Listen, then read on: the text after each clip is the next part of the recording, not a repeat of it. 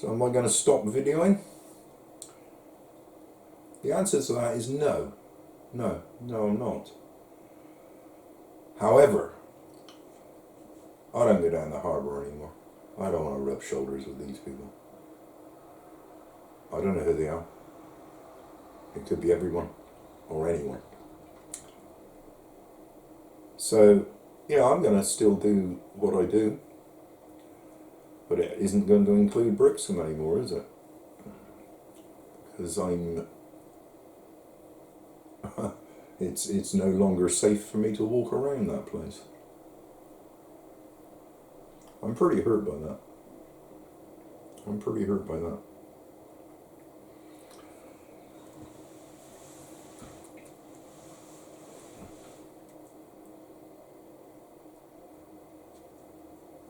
Actually, let me cut. Let me dwell on the Facebook thing for a minute.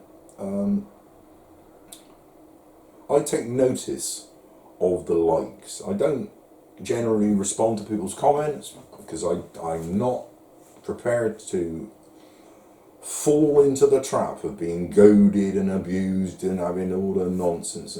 So I simply just don't reply to people's comments. I'm terribly sorry, but there isn't there isn't time in the day to do all that nonsense. I'm too busy doing me videos and just trying to keep out of it. But I do take notice of the likes. And the reason I take notice of the likes is because I keep to myself. It is the only way I can tell whether or not I'm wasting my time. You know, the stuff I'm posting, which is different to what anybody else is posting, it flipping is. Am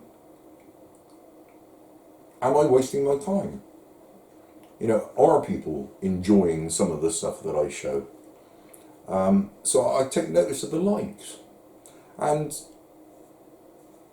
I've long since accepted that anything I post gets far fewer likes than anything else.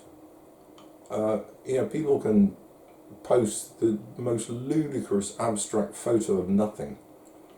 And because they're part of the in crowd, I assume, you know, it isn't the quality of the image, believe me.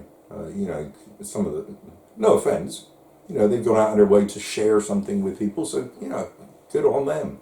But some of the lackluster images you get put up there, every one of them gets more likes than anything I put up. I can spend days editing a video or meticulously trying to, you know, post some images, and you know, what, I'll get a dozen likes if I'm lucky. And that, I take notice of that. And it's hurtful to see some of these images getting all these likes, and mine consistently, irrespective of the content, get less. You know, maybe I am wasting my time. Maybe you know, the stuff that I think is absolutely incredible and a spectacle and amazing and never before seen or whatever. You know, maybe it is rubbish. I don't think so. So I take notice of the likes. It's very hurtful. It's very hurtful to do all of that work and have so few likes. But I've come to believe that this sums up this sort of mentality of people on Facebook, which is sadly a reflection of wider society. I'll give you a for instance. Let me try and give you a for instance. There's a for instance. June 21st that was posted, so around about the same time as Scallop Man and me stopping, a little bit after. Somebody posted that. When I took this screenshot, trying to make a plan of this video, 136 likes. I thought whoever posted that and the comments that were made and the likes and all of that, I thought that was the lowest of the low. It was just scraping the bottom of the barrel. I was horrified, quite frankly. 136 likes. So what do I take from that? Mine you know, anything I post, amazing rescue footage or whatever, I get about half a dozen if I'm lucky. I've never had that many likes on anything I've posted, I don't believe. So what that tells me is I am wasting my time. That is what people want. That is what the community want to see on their Facebook page. That was pretty hurtful. That hurts me. I'm sorry. That's the way I see it. That hurts me quite a bit. So, you know, as I've already said, I can't engage with Facebook. It's too damaging to me. People on there seem to think they have a right to abuse and mock and do all of that nasty stuff. Some people even actually do it, are proud of doing that, and they'll come up to me and say how they do this, and you know, as though it's something to be proud of. What, hurting people is something to be proud of?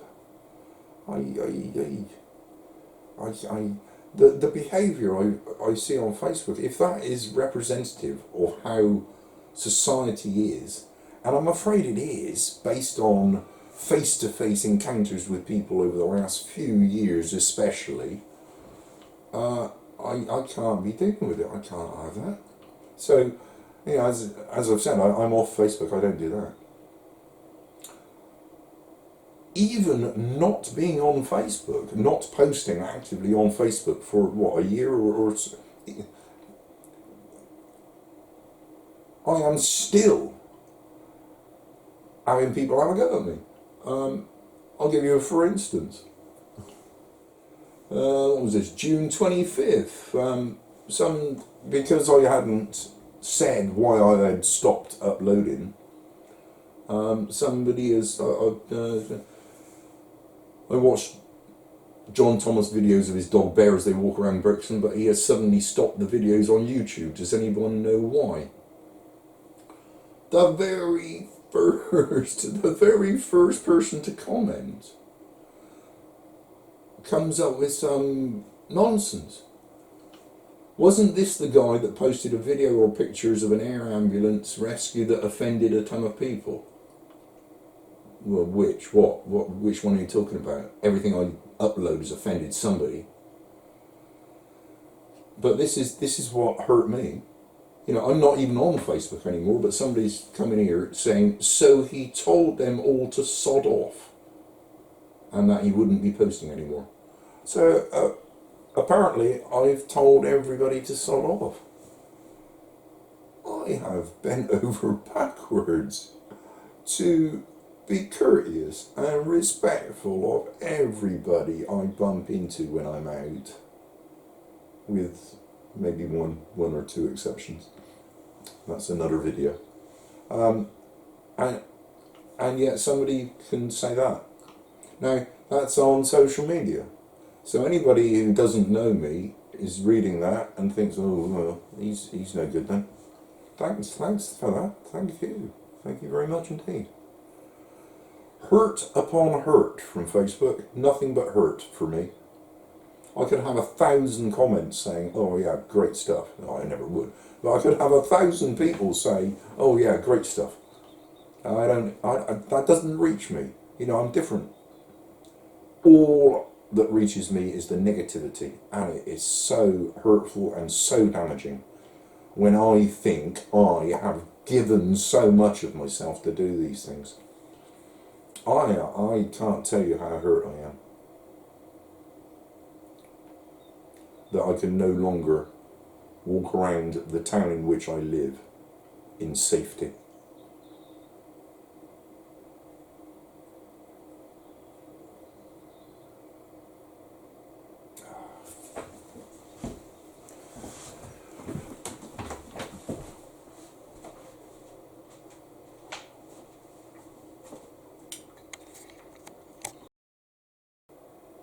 Okay, this business about, you know, people losing their jobs and doing things they shouldn't do and all of that. I've wrestled with it. I've wrestled with this. Boy, have I wrestled with this. And I cannot see how it is that I'm to blame. I saw what was happening in front of me and I filmed it. It was already happening. All manner of people around the harbour filmed and photographed the same thing. I don't accept responsibility for that. I think the individuals involved in doing things they shouldn't should grow a pair and accept responsibility for their own actions, like I do.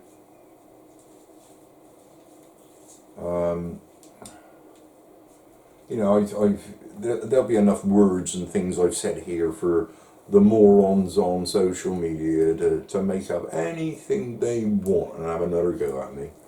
I'm aware of that. But let me try an analogy. Because, straight talking and a bit of deep thought seems to be beyond a lot of people.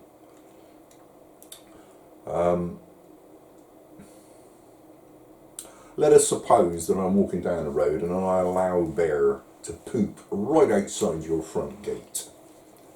And I don't pick it up, I just walk on.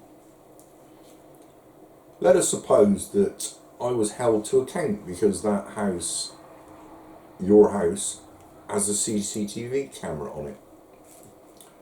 As a result of the footage being provided to the authorities, I am fined for not picking up after my dog. Who's to blame? It would be me. I would blame myself for being so stupid. I would not blame the owner of the CCTV camera. Is that a reasonable analogy?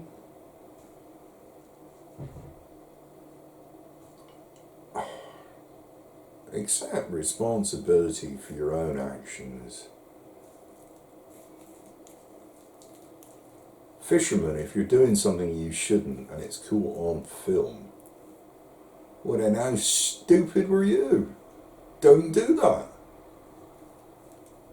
It's quite simple. Don't do something that's going to get you in trouble. If it isn't me filming it, it could be somebody else. I'll get the blame, of course, because I'm the target. I've been marked out.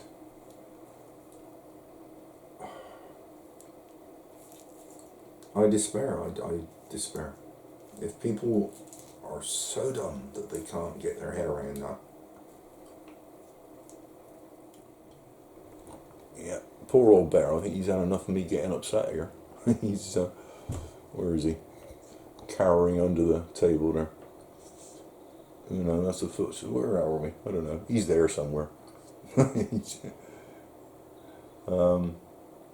Yeah. Enough.